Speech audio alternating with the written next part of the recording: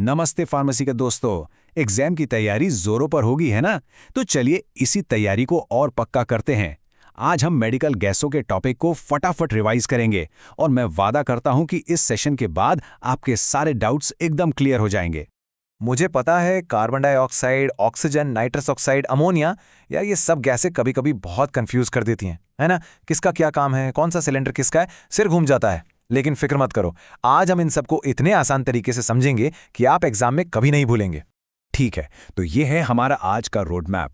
हम पहले समझेंगे कि कौन सी गैस क्या करती है, फिर इन चारों की सीधी सीधी तुलना करेंगे और फिर सबसे जरूरी प्रैक्टिकल चीज, सिलेंडर को कैसे पहचानें और स्टोर करें।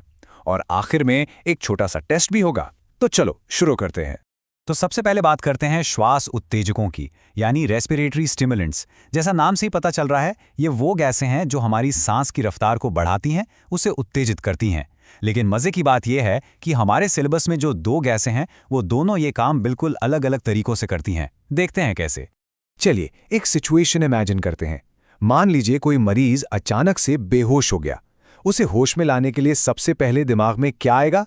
यही सिचुएशन हमें हमारी पहली गैस तक ले जाती है, जो रिफ्लेक्स स्टिमुलेशन के सिद्धांत पर काम करती है। और वो गैस है अमोनिया। तो अमोनिया या NH3, आप सबने इसकी तीखी छुभने वाली गंध महसूस की होगी। ये एक रंगहीन गैस है। इसका काम करने का तरीका बिल्कुल एक शॉक अलार्म जैसा है। जैसे ही किसी बेहोश व्यक्ति को इसे सुंघाया जाता है, इसकी तेज गंध नाक के अंदर इरिटेशन मतलब जलन पैदा करती है। इससे शरीर को एक झटका लगता है और वो रिफ्लेक्स में गहरी सांस लेता है। ये दिमाग पर सीधा असर नहीं है, एक रिफ्लेक्स एक्शन है। अच्छा, अब आते हैं हमारे दूसरे स्टिमुलेंट पर, और वो है कार्बन डाइऑक्साइड, CO2। ये भी रंगहीन है और इसकी कोई गंध नहीं होती, लेकिन ये सबसे पावरफुल रेस्पिरेटरी स्टिमुलेंट है। अब इसका तरीका अमोनिया से एकदम उल्टा है। ये कोई शॉक नहीं देती, ये तो एक सेंट्रल कमांडर की तरह है, जो सीधा हमारे ब्रेन में बैठे रेस्पिरेटरी सेंटर को जाकर जगाती है। बिल्कुल वैसे जैसे कोई जिम ट्रेनर आपको कहता है, चलो और तेज और मेहनत करो। यह सीधा सिस्टम के अंदर से काम करती है। तो देखा आपने, यही है वो सबसे बड़ा फर्क जो आपको एग्जाम के लिए याद रखना है।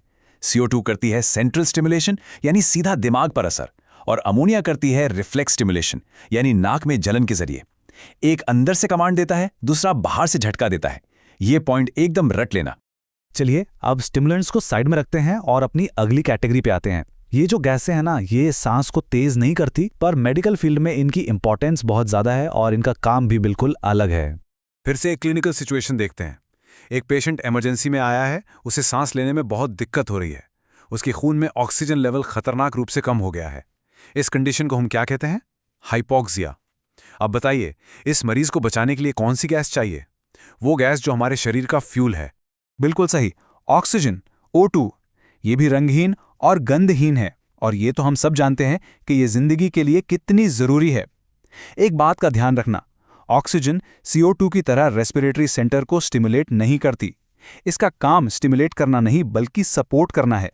ये शरीर में ऑक्सीजन की कमी को पूरा करती है और जान बचाती है। इसीलिए इसे लाइफ सेवर कहते हैं। अच्छा, अब एक और सिचुएशन लेते हैं। सोचो किसी को डेंटल सर्जरी करवानी है। उसे दर्द से राहत भी चाहिए और घबराहट भी कम करनी है, पर उसे पूरा बेहोश भी नहीं करना है। ऐसी सिचुएशन में कौन सी गैस काम आएगी? यहां काम आती है हमारी चौथी और आखिरी गैस, नाइट्रस ऑक्साइड, N2O। आपने इसका मजेदार नाम तो सुना ही होगा, लाफिंग गैस। ये रंगहीन है, पर इसकी गंध थोड़ी मीठी सी होती है, और इसका काम स्टिमुलेंट से एकदम उल्टा है।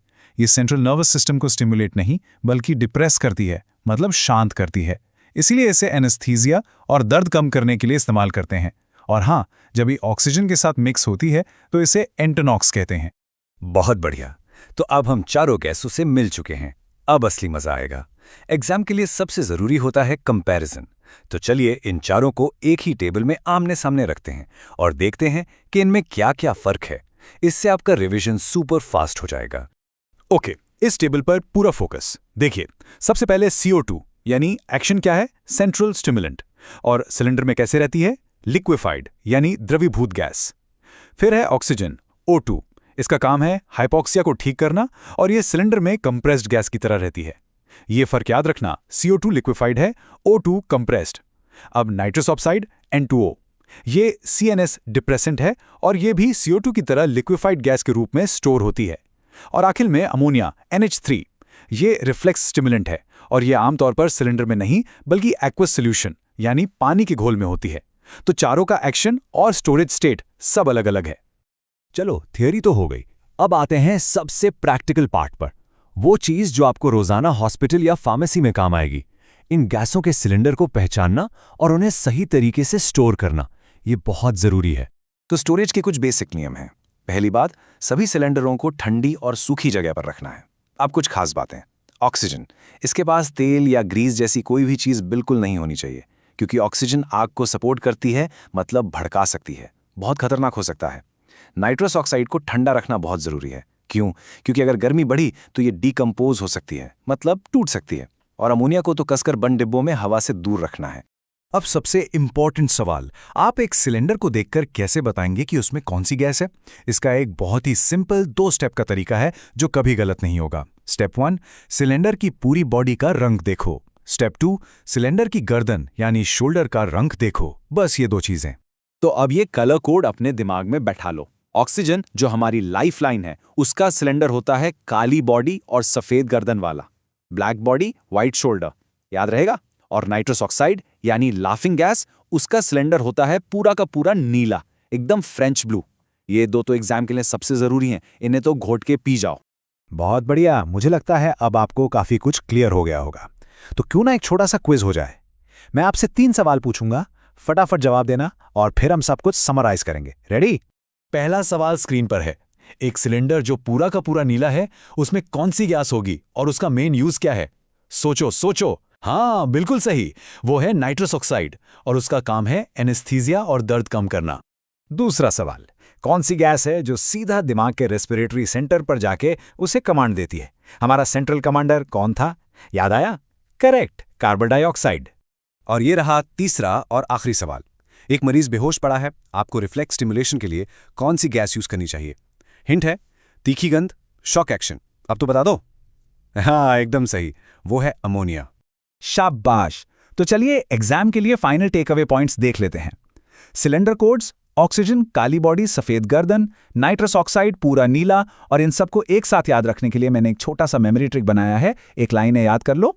काला सफेद O2 प्राण है, नीला N2O हंसाए, अमोनिया की गंध जगाए, CO2 उत्तेजना लाए। बस ये लाइन याद रखो, चारों गैसें याद रहेंगी।